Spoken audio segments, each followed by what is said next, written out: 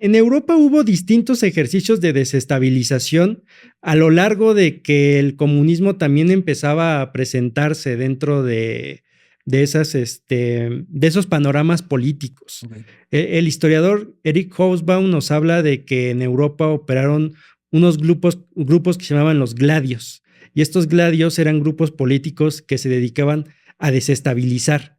Cuando el comunismo empezaba a avanzar o empezaba a tomar fuerza, estos grupos llegaban a desestabilizar para entonces tener la excusa perfecta para reprimir a los grupos comunistas. Y en cambio en América Latina sabemos que la llegada de la CIA, o sea, en el momento en el que la CIA dice, nosotros no podemos ignorar lo que está pasando en América Latina. América Latina tiene que ser parte de nuestra esfera de influencia, tenemos que maniobrar ahí. Es cuando llega al poder Jacobo Arbenz. Cuando llega Jacobo Arbenz en 1954 y propone una amplia reforma agraria, es cuando la CIA dice, tenemos que intervenir en Guatemala, porque Guatemala, este cuate está atentando contra uno de nuestros grandes intereses, que es la United Fruit Company, ¿no? Una de las grandes empresas que se dedicaba a la siembra, a la recolección de fruta, pero a través de sistemas de explotación colonial, casi, que no le quitaban nada al esclavismo. Cuando Arbenz propone la reforma agraria en el 54, es ahí cuando la CIA dice, tengo que intervenir y hacer operaciones encubiertas ya en América Latina. La CIA es quien está detrás del derrocamiento de Jacobo Arbenz. Y la CIA cuando dice de plano, debo de profundizarme más y radicalizarme más en América Latina, es en el 59 cuando triunfa la Revolución Cubana. Es a partir de ahí que la CIA dice, América Latina ya no lo puedo descuidar. Es quizás en esta época en donde empieza ya a surgir lo que conocemos como el Plan Cóndor. El Plan Cóndor empieza a surgir después de que empieza la dictadura brasileña. Okay. Ya entrando a los 70, finales de los 60. Todavía faltó bastante. Entrando a los 70, sí. Cuando entra la dictadura brasileña, empieza una cadena de dominós donde partidos y proyectos políticos enemigos de los intereses de los Estados Unidos, vamos a ver cómo empiezan a caer. Me voy a detener tantito ahí. Tú mencionas Guatemala en 1954. Sí. Y es importante también que la gente lo entienda. Durante esa época, que es la década de los 50 y empieza los años 60, ha incluido a México también. Claro. Fue pues, el 68. Pero empieza en Latinoamérica una oleada de gobiernos democráticamente electos. O sea, viene me atrevo a decir pues sí, varios países empiezan a elegir gobiernos más izquierda y empieza todos empiezan a hacer una serie de reformas agrarias y empiezan a voltear a ver su soberanía. Claro. ¿No? Evidentemente, esto no le gusta al norte, pero es importante que la gente apunte bien esta década, que es mediados de la década de los 50 y parte de los años 60, que muchos gobiernos de Latinoamérica empiezan a voltear a la izquierda y empiezan a voltear a ver a su soberanía. Empieza a haber una serie de cambios políticos que empiezan a beneficiar a sus pueblos. Claro. Y es ahí entonces en donde empieza a entrar la CIA pues a intervenir. Claro. ¿No? Porque tocaban intereses de empresas estadounidenses. Claro. Está el tema bueno, empieza con Jacobo Arbenz, con esta gran reforma agraria. Se sigue con el proyecto de la Revolución Cubana, que también involucraba una gran reforma agraria. Y también tenemos el tema de Chile, ya en el 73, pero que se empieza a maniobrar desde los 70. La CIA empieza a maniobrar desde los 70 en Chile, cuando ve que Salvador Allende está creciendo políticamente. Y el tema de Chile les resultaba sumamente preocupante porque era el proyecto del socialismo a través de las urnas. O sea, era un proyecto nuevo de un socialismo no a través de la revolución armada, sino un proyecto donde el socialismo podía llegar a través de la elección popular. y eso les preocupaba bastante, porque si Allende ganaba, como lo hizo a través de las elecciones, la CIA y los Estados Unidos presentían de que el experimento político se podía replicar ya en cualquier parte, no solamente de Latinoamérica, del mundo. Un proyecto socialista que ganó a través de las urnas iba a motivar a que proyectos socialistas de otros países emprendieran ese camino y que la gente tuviera conciencia de que elegir a un gobierno popular que defendiera, como tú bien mencionas, la soberanía de su territorio e implementar reformas agrarias de transformación estructural, era ahora un proyecto posible a lograr a través de los propios mecanismos electorales que habían reinado durante tanto tiempo en Latinoamérica y que estaban pues totalmente viciados de poderes de cacicazgos, de Sí, sí, sí. poderes políticos, de cúpulas políticas, de cúpulas mediáticas, de los propios Estados Unidos influyendo en elecciones. El hecho de que se ganara un proyecto de este tipo a través de las urnas era sumamente preocupante.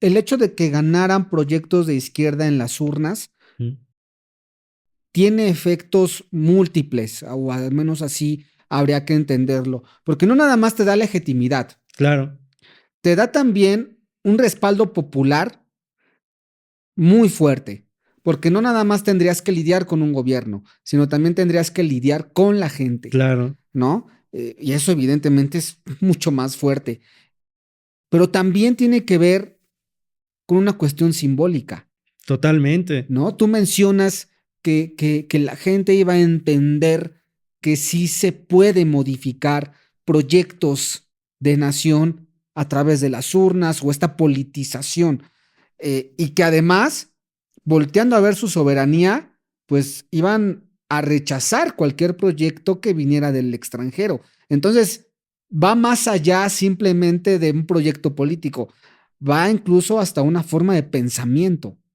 ¿no? Y hay que entender, porque me acuerdo que alguna vez grabé con mi hermano un capítulo de las intervenciones en Latinoamérica.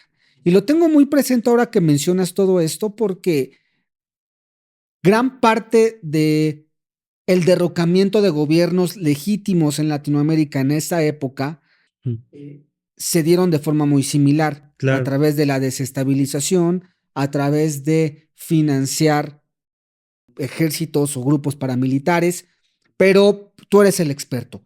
¿Cómo empieza Estados Unidos a través de la CIA a intervenir? ¿Qué tipo de operaciones empezaron a realizar? Cuando vemos el caso de Guatemala, Ajá. vemos que es la CIA operando, pero directamente en ese país. Ok. Todavía no hay un sistema de coordinación como posteriormente lo habrá cuando se empieza a entrar a los 70s. Ok. ¿Qué es lo que pasa cuando en ese proyecto del 54 a los 70s? Que se empieza propiamente a diseñar lo que va a ser la doctrina de seguridad nacional. La doctrina de seguridad nacional ya tiene este interés propiamente de implementar una guerra contra insurgente, una guerra contra grupos que son de izquierda, una guerra contra grupos que defienden ideas o proyectos políticos a través de la guerrilla, grupos de izquierda que se afilian o se apegan al comunismo, entre otros proyectos que son totalmente antitéticos a los intereses de los Estados Unidos. Del 54 al 70, los Estados Unidos empiezan a perfeccionar esta estrategia contrainsurgente y empiezan a instalar espacios de adiestramiento y de enseñanza donde se va a cubrir el aprendizaje de esta guerra contrainsurgente. Y el espacio más famoso es la famosa Escuela de las Américas. Mm. Por lo tanto, una vez que de mediados de los 50 a los 70 empieza a tomar fuerza esta doctrina de seguridad nacional con estos espacios de adiestramiento, estos espacios de adiestramiento no solamente van a formar y a educar, a elaborar toda una pedagogía del terror contra estos o inculcada a estos grupos militares, que va a ser el ejército de Brasil, el ejército de Chile, el ejército de Paraguay, el propio elementos policiales y militares de México también van a estar dentro de esa escuela. Vamos a ver cómo esta doctrina empieza a bajar regionalmente en todo ese lapso. Y en ese lapso, estos espacios donde se va definiendo y elaborando la estrategia contrainsurgente, también se vuelven espacios de conexiones entre estos propios grupos militares, en donde se van a ir conociendo y van a ir elaborando toda una trama para sofocar estos movimientos populares y estos movimientos de izquierda.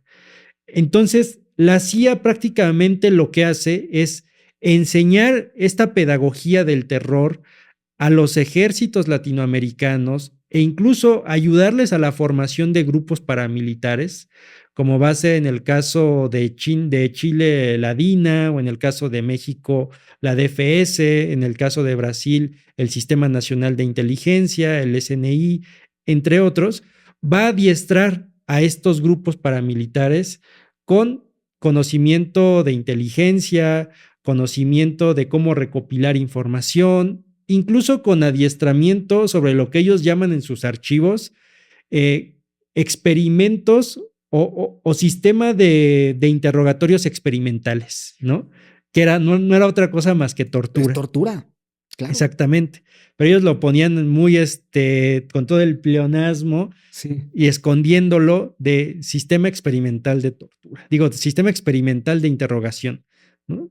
Y entonces ellos empiezan a transmitir todos estos saberes y prestan la plataforma de organización para que las dictaduras empiecen a dialogar entre sí y empiecen a formar un proyecto coordinado entre ellos, para que ellos empiecen a actuar coordinadamente para sofocar a esas disidencias de izquierda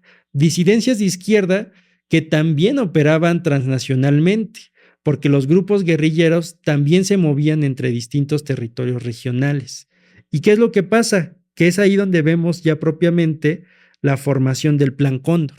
La formación del Plan Cóndor ya no es actuar aisladamente como lo hice en Guatemala, sino que ya es, yo le enseñé a todos ellos cómo operar y todos ellos ya tienen esta misma maniobra de operación que aprendieron en mis escuelas, que aprendieron en mis cursos, que aprendieron en toda esta forma pedagógica que yo les transmití, y ahora todos ellos operan coordinadamente con estas plataformas que yo les facilité. Y aquí también, ¿por qué menciono esto? Porque muchas veces tendemos a pensar que el Plan Cóndor fue una bajada directa de instrucciones de los Estados Unidos, que como vemos los Estados Unidos tuvieron un rol muy importante en facilitar estas pedagogías del terror, estas enseñanzas, estos aprendizajes, incluso en cómo facilitar estos espacios de conexión para que dialogaran entre ellos, pero también tenemos que ver que los ejércitos latinoamericanos tuvieron una importante agencia y un importante papel en ver cómo bajaban esa doctrina de seguridad nacional a sus diferentes realidades políticas que tenían. Claro. Es decir, ellos también tuvieron una parte inventiva. ¿Y por qué menciono esto y por qué creo que es muy importante mencionarlo? Porque ha pasado que grupos políticos que formaron parte de las dictaduras hoy día se quieren despojar de toda responsabilidad diciendo eran órdenes de los Estados Unidos, nosotros solamente recibíamos órdenes, nosotros no pusimos nada de nuestra parte. Y eso es totalmente falso. Las élites políticas, las élites militares tuvieron parte importante en el diseño de esta doctrina de seguridad nacional, específicamente en cómo la aterrizaron en sus respectivos territorios. La tropicalizaron. Exactamente, una tropicalización de la doctrina de seguridad nacional. E incluso en archivos chilenos yo me pude encontrar con documentos que hablaban de cómo el ejército ya tenía un observatorio internacional, un observatorio geopolítico, por así llamarlo, sobre lo que estaba pasando en Vietnam y en otras partes de Asia y de Europa. Y ellos dicen, un error de Vietnam fue que no destruyeron, no aniquilaron a los grupos guerrilleros. Se tardaron en aniquilarlos. ¿Y qué es lo que pasa? Que cuando vemos que cuando entra la DINA, lo primero que hace es aniquilar al movimiento de la izquierda revolucionaria. Híjole, me voy a detener tantito ahí, porque es mucha información, pero qué interesante y todo va conectándose. Es importante entender, la CIA no nada más proporciona la teoría, sino también a la hora de derrocar o empezar a desestabilizar, también proporciona armas y proporciona un respaldo militar importante en esta desestabilización. Pero quienes operaban ya eran los grupos que ellos habían conformado en sus respectivos países. Pero quiero abordar algo. Comúnmente, seguramente hemos escuchado que en México vivimos una dictadura. Sí. ¿No? Pero tú que estudiaste, porque creo que hasta la palabra se ha ido banalizando en muchos sentidos. Tú estudiaste perfectamente el caso chileno. Uh-huh. ¿Cómo funciona una dictadura? Te hago esa primera pregunta y la segunda. ¿Las dictaduras latinoamericanas están directamente relacionadas a la CIA? Esas dos preguntas quisiera hacerte y las vamos desglosando. Sí. La dictadura, lo primero que tenemos que entender es que es un poder tomado por la fuerza. Okay. O sea, cuando ya hablamos de un poder donde hubo elecciones, voto popular, ahí ya se cae o sea, de entrada ya se cayó la narrativa. Okay, un poder tomado por la fuerza. ¿Qué otra característica tienen las dictaduras latinoamericanas y la dictadura chilena? Es un poder tomado por la fuerza, pero es un poder tomado por la fuerza por grupos militares. Y entra un estado de facto, un estado de sitio. Inmediatamente se suspenden todas las garantías constitucionales y empezamos a operar a través de decretos ley. Es decir, el Congreso queda totalmente cerrado. Ya no hay discusión, ya no hay aprobación, ya no hay toda esta propuesta de leyes. Ahora todo lo que va a operar en el terreno social como ley es emitido por la Junta Militar. Los poderes del Poder Judicial son tomados militarmente. Es decir, ahora son los militares los que van a efectuar los procesos de justicia. Mucha de la justicia se lleva en tribunales militares, no en tribunales civiles.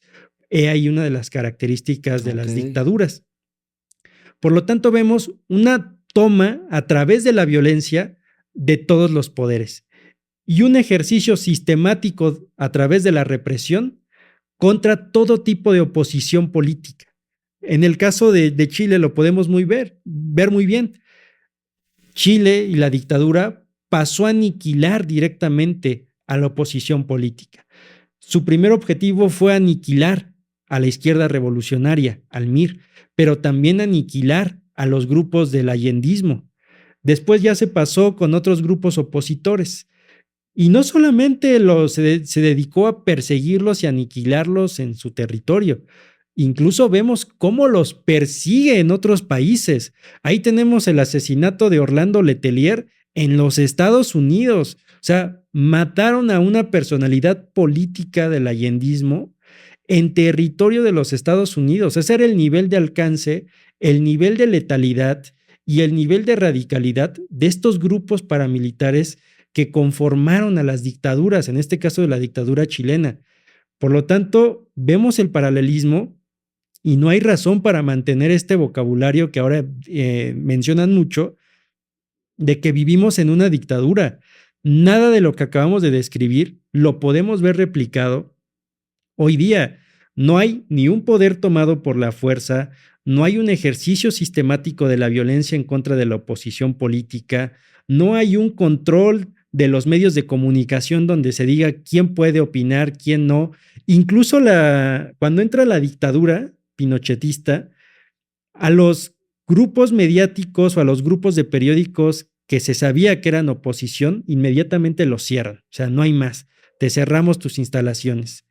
Y los que no cerraban o los que no lograban cerrar, los asfixiaban económicamente para que a lo largo de unos pocos meses no les quedara opción más que cerrar. Y solamente quedaban aquellos medios institucionales o apegados a la mirada de la dictadura, que en el caso chileno fue el periódico El Mercurio. Es decir, hay una cerrada, hay un hermetismo de toda maniobra política, hay un hermetismo de qué se puede opinar, hay un hermetismo de quién puede participar en la esfera pública, todo queda cerrado y circunscrito a la decisión de la junta militar.